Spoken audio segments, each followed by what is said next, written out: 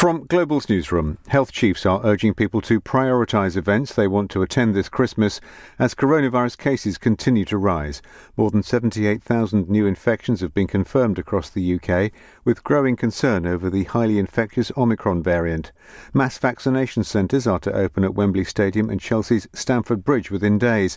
Director of Primary Care at NHS England, Dr Nikki Kanani, is urging fans to get a booster jab.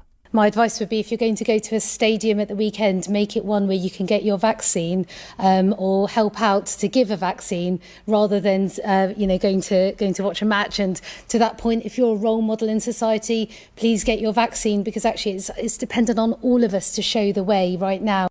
The pub and restaurant sector is concerned the introduction of COVID passes in England will further hit trade after the cancellation of many festive parties. The Conservative MP for North Thanet, Sir Roger Gale, told LBC they may need a bailout if restrictions continue. I hope very much that within 2 or 3 weeks we shall find that we've overreacted and we can take the brakes off again and start to get back to normal. If that isn't the case, then government certainly is going to have to look at some further support for those industries that are bearing the biggest hit. A woman who murdered her partner's 16-month-old daughter has been sentenced to life in prison. Savannah Brockhill will serve at least 25 years, while Star Hobson's mother, Frankie Smith, has been given 8 years. A man who murdered 2 women in Kent 34 years ago has been told he'll spend the rest of his life in prison.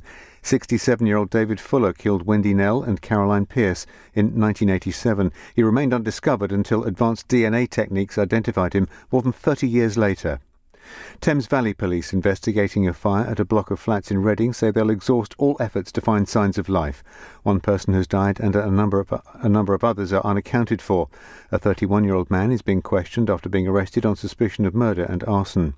And Barcelona's Sergio Aguero has announced his retirement from football at the age of 33 because of a heart condition. He's Manchester City's all-time leading goalscorer and helped them win 5 Premier League titles. In the city, the FTSE 100 closed down 47 points at 71.70. The pound buys $1.32 and €1.17. LBC weather: clear spells across northeast Wales, northern, central and eastern England tonight. Tomorrow it'll be mostly dry but rather cloudy across many areas, with fog perhaps slow to clear eastern England, a high of 11 degrees. From Global's newsroom for LBC, I'm Andy Ivy.